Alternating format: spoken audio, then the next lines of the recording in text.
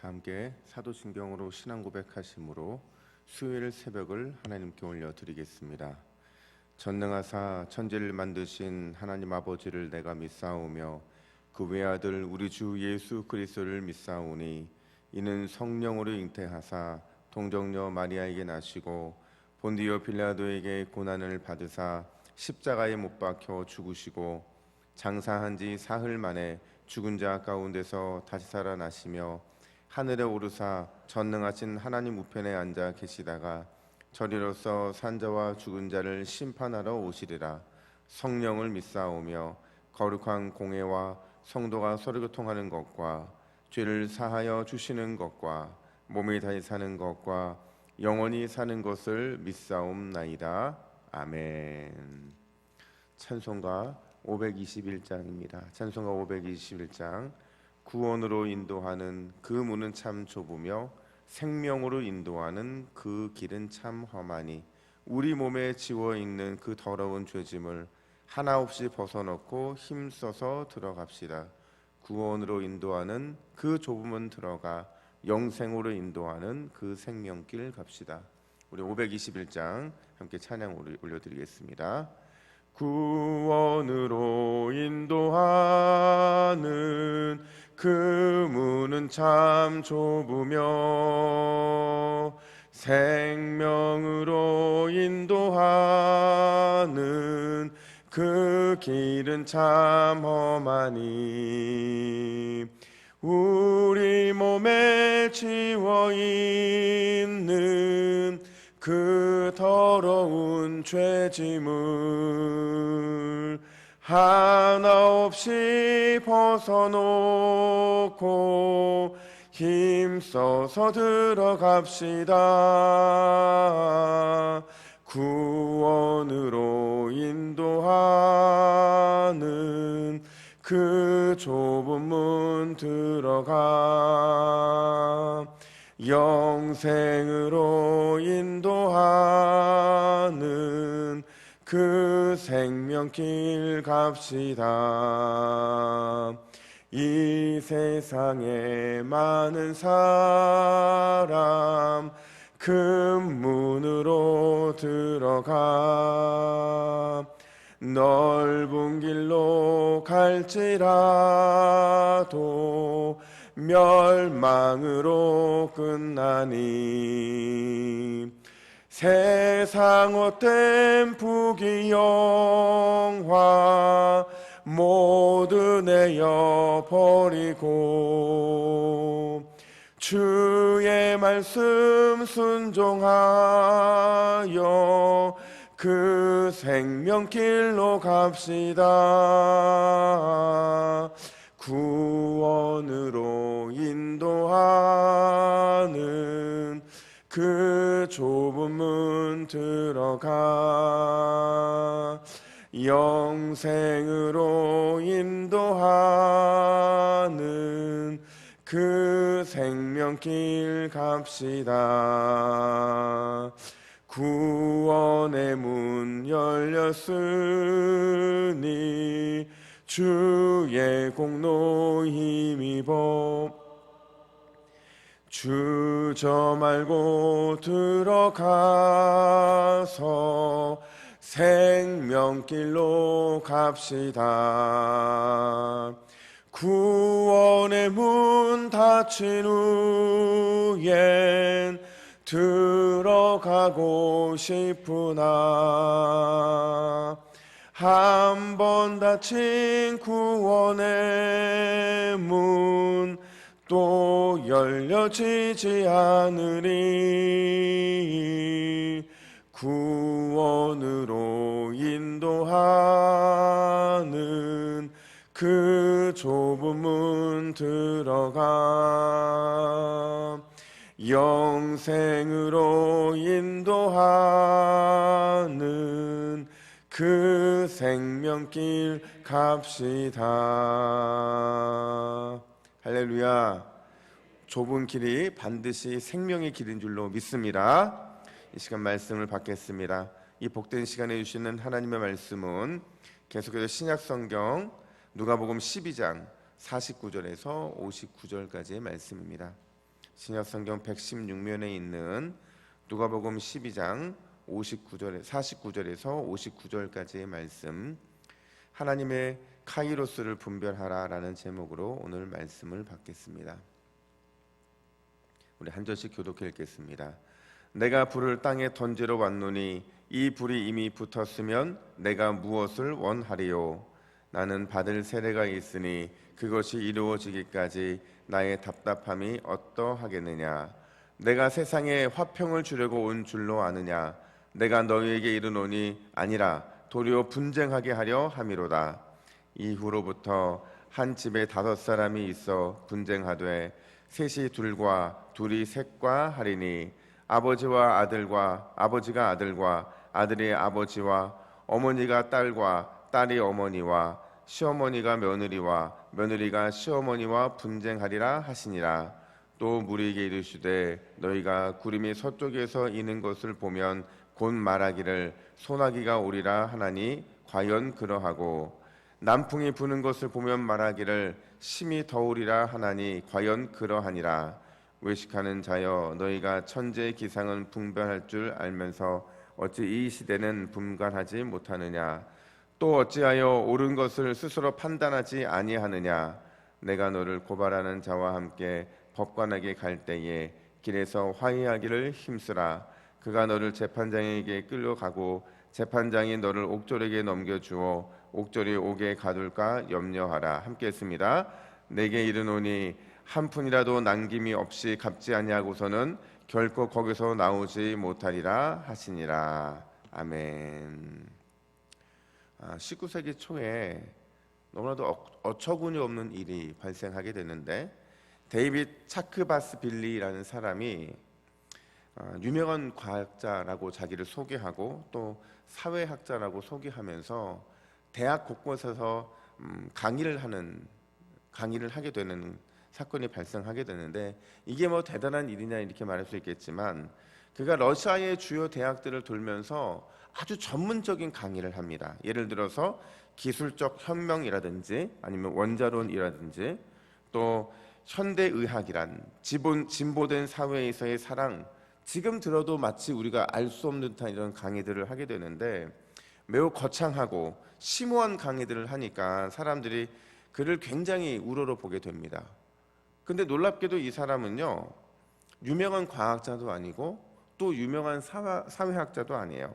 심지어 과학 교육을 단 한 번도 받아본 적이 없는 사람이었어요. 그 사람의 진짜 직업은 그냥 한 학교의 수의였습니다. 수의였는데 본인 스스로가 교수의 자격증을 복사해서 여러 대학들을 다니면서 강의를 했는데, 놀랍게도 이 사람이 한 번 강의할 때마다 최고의 대우를 받았다고 해요. 그리고 그 수업을 함께 들었던 교수님들도, 그 수업을 함께 들었던 학생들도 그 사람이 교수가 아니라는 사실에 대해서 조금도 의심을 하지 않았다는 겁니다. 이게 어떻게 가능한 일일까? 많은 사람들이 얘기하기를, 많은 사람들이 눈이 가리우니까 분별력이 없어져서 결국 이렇게 속고 말았다, 이런 얘기를 하는 겁니다. 여러분, 이게 단지 19세기만의 이야기일까요? 아닙니다. 문명이 발달한 이 최첨단 시대를 살아가면서도 분별하지 않으면 안 될 만큼 거짓과 참, 진짜와 가짜가 뒤섞여 있다는 거예요. 특별히 신앙에 있어서는 더더욱 그런데, 참 진리와 거짓 진리는 물론이고 참 목회자와 거짓 목회자, 거짓 성도와 참 성도가 섞여 살아가는 것이 우리가 사는 이 세상이라고 할 수가 있어요. 특별히 여러분 조심하셔야 되는 게, 신천지가 최근까지 위축돼 있다가 최근에 다시 이만희가 막 이렇게 신천지 교인들을 이렇게 막 계속 전도하고 오라고 난리가 났다는 광고를 본 적이 있습니다. 여러분, 우리가 사는 이 세상은 분별하지 않으면 언제든지 넘어갈 수밖에 없는 세상이에요. 과연 우리는 어떻게 분별력 있는 삶을 살아갈 수 있을까? 특별히 오늘 본문도 어제에 이어서 예수님께서 말씀하시는 종말론적인 메시지라고 할 수가 있어요. 이 종말론적인 메시지가 단순히 오늘 내일 예수님이 오지 않을 건데 우리가 무슨 상관이 있겠느냐 생각할 수 있겠지만, 여러분, 오늘 이 순간에도 예수님은 오실 수 있고 또 내일 오실 수도 있고, 어떻게 보면 주님이 오시는 그때는 우리가 알 수 없어요. 늘 준비하고 있어야 되는데, 특별히 오늘 예수님의 이 종말론적인 메시지는 어제보다 한층 더 강화된 그런 메시지로 제공이 되고 있습니다.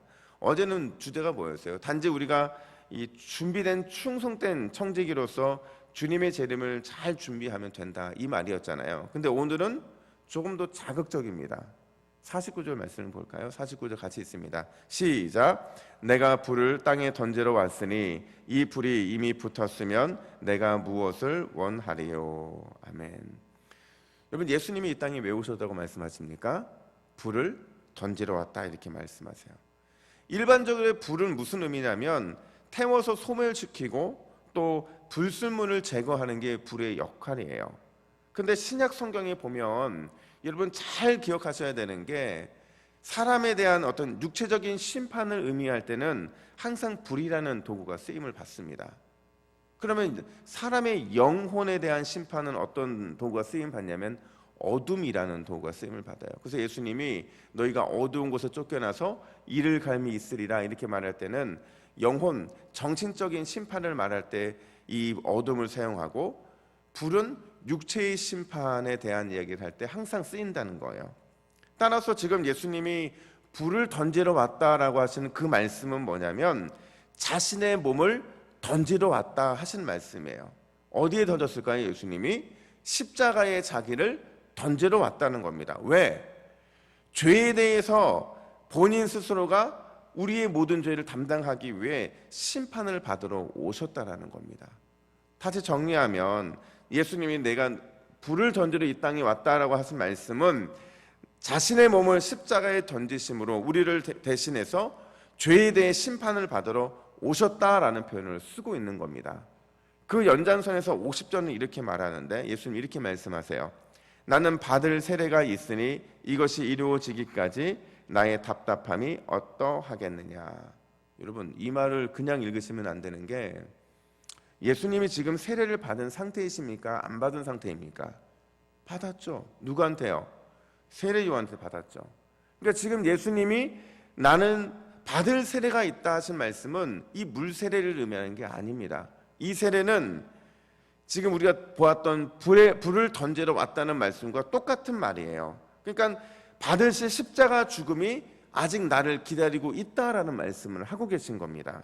중요한 것은 예수님이 육체를 던지심, 즉 십자가 구속의 사건을 통해서 두 가지 상반된 반응으로 쫙 나눠지게 되는데, 어떤 반응으로 나눠지냐면 51절 말씀 보세요. 51절 같이 있습니다. 시작.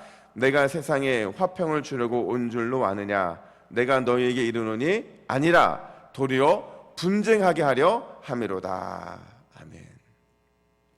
예수님 때문에 딱 둘로 나뉘어지게 되는데 화평과 분쟁, 평화와 분열로 나뉘어질 수밖에 없다는 겁니다. 특별히 52절부터 53절 보니까 한 가정이 완전히 깨져요.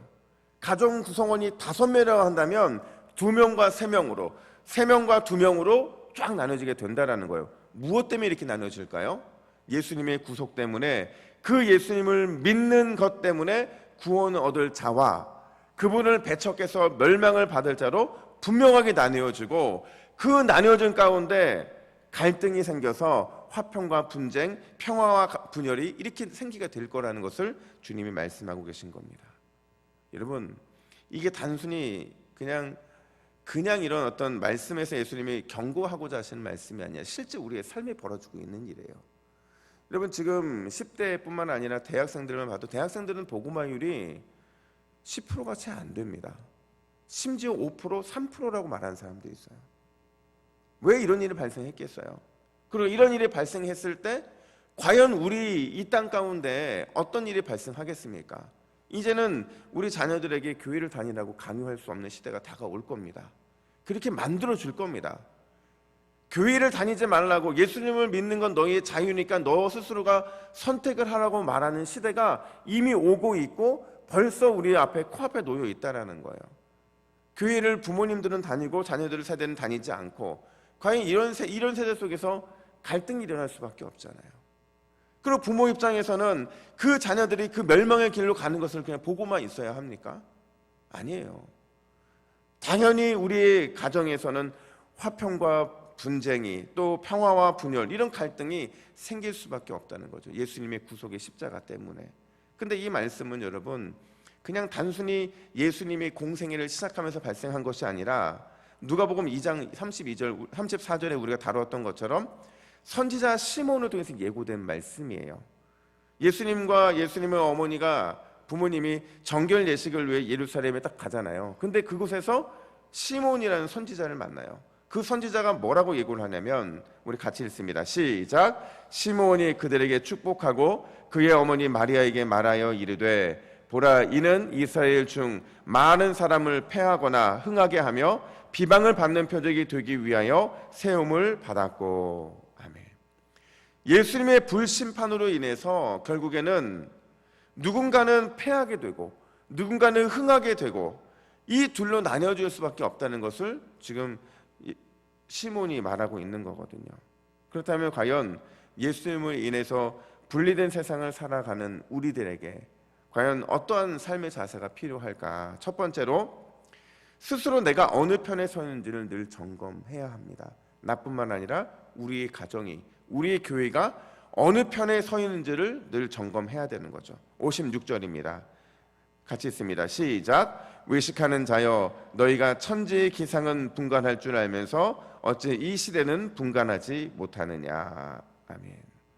여러분, 시대를 분간한다는 게 무슨 뜻일까요? 그래서 시대는요, 시간을 의미하는데 이 시간이 뭐냐면 카이로스예요. 여러분, 카이로스라는 단어 많이 들어보셨죠? 크로노스는 일반적인 물리적인 시간이라고 한다면 카이로스는 하나님의 시간대라고 제가 이전에 한 2번 설교를 했습니다. 그러니까 시대는 하나님의 때예요.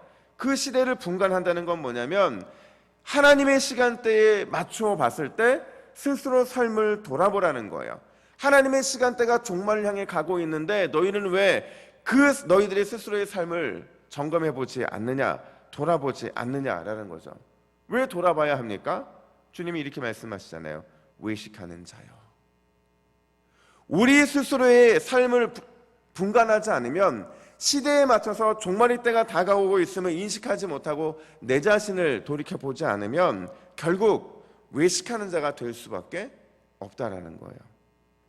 여러분, 제 방에는 전신 거울이 있습니다. 그리고 이 예배당에 들어오기 바로 앞에 또 전신 거울은 아니지만 전신 거울에 준하는 큰 거울이 벽에 붙여 있어요. 왜 제 방에 큰 거울이 있을까요?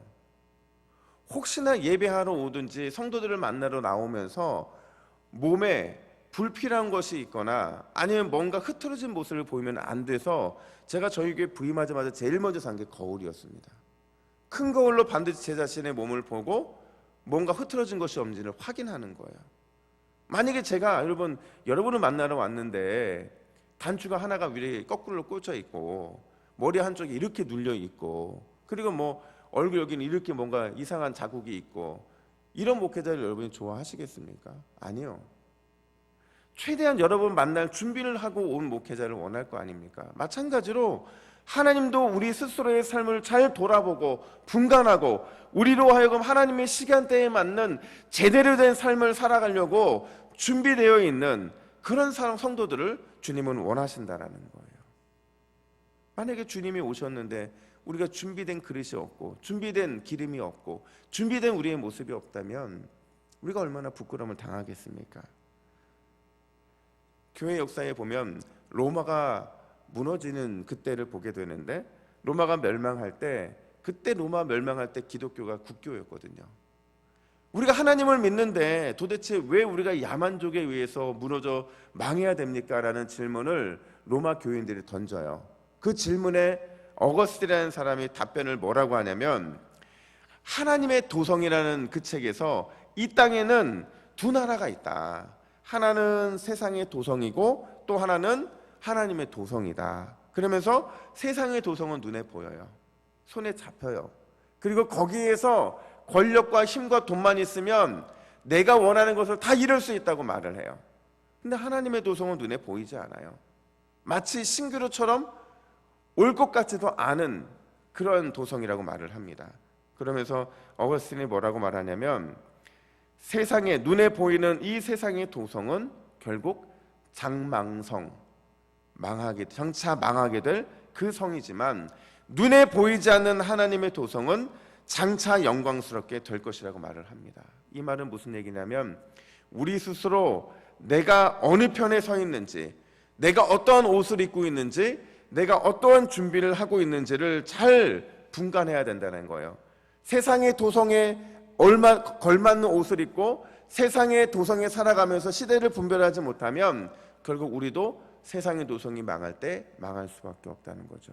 하지만 하나님의 도성, 영원한 하나님의 나라를 바라보면 그 바라보는 삶을 통해서 우리는 그에 합당한 삶을 살아가게 되면 우리는 망하지 않을 것이라는 얘기를 그 책을 통해서 하고 있는 겁니다.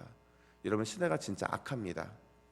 하나님의 시간대인 종말의 시간대에 살아가면서 내 스스로를 돌아보지 않는다고 한다면 우리 역시도 사람의 시간대에 끌려다니는 비참한 삶을 살아갈 수밖에 없다는 겁니다. 특별히 우리 다음 세대는 더더욱 그래요. 우리 다음 세대는 여러분 소망이 없는 세대입니다. 근데 소망이 있는 이유는 뭔지 아세요? 그들을 위해 기도하고 있는 저와 여러분들이 있기 때문인 줄로 믿습니다. 그 우리의 자녀들이 사람의 시간대에 이끌려 다니는 비참한 삶을 살지 않게 위해서는 그들에게 늘 영적으로 경각심을 줘야 되고 깨워 일어나지 못하는 그 아이들을 위해서 우리가 기도를 해야 된다는 거예요. 제가 언젠가 그 말씀을 드렸잖아요. 저도 방황하는 시간이 있었고 저도 막 어쨌든 하나님을 떠나려고 몸부림치는 시간이 있었는데 그때 저를 깨운 게 뭐냐면 저희 어머니의 기도였거든요. 저희 어머니가 새벽에 와서 기도하고 오셔서 제 머리에 손대고 기도할 때 제가 그 손을 팍 쳤다는 거 아니에요. 난 기도 받지 않겠다고. 머리에 손대고 기도하면 안 되니까 어깨에 손대고 기도하는데 어깨도 제가 탁 치고, 엉덩이 잡고 기도하는데 엉덩이도 팍 손을 탁 치고, 발을 잡고 기도하는데 제 발도 팍 치고, 그리고 저희 어머니 문 밖에서 기도하셨거든요. 그 기도가 저를 깨운 거거든요. 여러분, 주님의 시간대 속에 살아가고 있음을 우리는 늘 기억하기를 축복합니다. 우리의 마음, 우리의 신앙, 우리의 경건, 우리의 삶이 굳게 세워져 있는지 늘 분별하고 몸부림치면서 우리의 다음 세대를 위해서 그들의 영적 무방비 상태를 깨고 주님의 전신갑주를 입히는 일을 위해서 우리가 오늘 이 새벽에도 쓰임받는 귀한 축복이 있기를 간절히 소원합니다. 뿐만 아니라 예수님은 우리에게 뭘 말씀하시느냐, 하나님과 화해할 기회를 붙잡으라 이렇게 말을 하고 있습니다. 여러분, 58절부터 59절에 보면 마치 세상의 종말이 임한 것처럼 그런 분위기가 펼쳐지고 있는데 고발하는 자가 등장을 하고 법관이 등장하고 재판장 앞에서의 판결이 등장하고 또 옥졸에게 넘겨져 옥에 갇혀지는 이 모든 일들이 발생하게 되는데 마치 이게 주님이 재림하셔서 종말의 심판을 이루어 주는 것처럼 보입니다. 여러분, 여기에서 고발당해서 끌려가는 사람이 누구일까요? 고발당해서 끌려나가는 사람은 예수 그리스도의 구속의 불, 성령의 불이 필요한 사람을 의미하는 겁니다. 구속의 불과 성령의 불로 인해서 새로운 인생을 살아가지 못하면, 거듭나지 못하면 결국 자신이 그 행했던 그 모습 그대로 심판을 받고 영원한 지옥에, 영원한 감옥에 갇히게 될 것이라는 거예요. 그렇다면 여러분, 구원받을 수 있는 방법이 뭡니까? 구원받을 수 있는 방법은 딱 하나예요. 58절 말씀 보세요. 58절 같이 읽습니다. 시작. 내가 너를 고발하는 자와 함께 법관에게 갈 때에 길에서 화해하기를 힘쓰라. 그가 너를 재판장에게 끌어가고 재판장이 너를 옥졸에게 넘겨주어 옥졸이 옥에 가둘까 염려하라. 아멘. 우리가 감옥에 가는 길에서 돌이킬 수 있는 유일한 방법은 화해하는 겁니다. 이 화해한다라는 표현이 무슨 단어냐면 체불된 임금을 지불하다라는 뜻이에요. 그러니까 빚을 청산하라는 거예요. 우리에게 무슨 빚이 있길래 빚을 청산하라는 겁니까? 죄의 빚, 어둠의 빚, 죄의 그 빚을 청산하라는 겁니다. 그 체불된 임금을 지불하라는 거예요. 어떻게 해요? 구주이신 예수님 앞에 내가 죄인인 것을 인정하고 죄를 고백하고 뉘우치고 죄의 삶을 중단하고, 주님, 우리는 주님이 필요합니다. 내 삶에는 주님이 필요합니다라는 사실을 인정하는 것, 그게 바로 빚을 청산하는 거라는 거예요. 우리가 지불할 게 아무것도 없습니다. 우리가 지불할 것이라고는 내가 죄인인 것을 인정하고 죄를 고백하고 뉘우치고 죄를 중단하고 그리고 우리의 삶에 예수님이 필요하다는 사실을 고백하는 것, 그것밖에는 우리에게 필요한 것이 없다라는 겁니다. 여러분, 우리는 이미 예수님과 화해한 사람인 줄로 믿습니다. 우리가 죄와 화해했고 우리가 죄의 문제를 청산했고 지금 예수님과 화해했다고 한다면 다시 처음으로 돌아가서 우리가 그 죄에 또 다른 빚을 지지 않도록 몸부림치며 우리 자신을 하나님의 거룩한 산제물로 드리는 것이 필요하다는 겁니다. 오늘 하루도 여러분, 주님께서 원하시는 말씀의 그 진리를 분명히 알아야 돼요. 주님이 뭘 원하시는 거냐면 분쟁을 원하시고 심판을 원하시는 게 아니에요. 뭘 하시느냐? 경각심을 깨워주기 위한 거라는 거죠. 그게 주님의 진심이에요. 본심이에요. 현재라는 근시안에 빠져서 우리를 깨우쳐 영원한 하나님의 나라를 바라보게 하시고 우리의 삶에 예수님이 필요하다는 그 간절함을 주님은 원하신다라는 겁니다. 이서에게 주 앞에 부르짖을 때에 영원한 하나님의 나라를 더 갈망하는 저와 여러분 되기를 간절히 축복합니다. 우리의 삶에 예수님이 반드시 필요하다는 사실을 고백으로 올려드릴 수 있는 저와 여러분 되기를 간절히 축복합니다. 그럴 때 오늘 우리의 삶은 종말을 이미 준비한 삶인 줄로 믿습니다. 아멘. 함께 기도하겠습니다. 하나님 아버지, 은혜와 사랑을 감사합니다.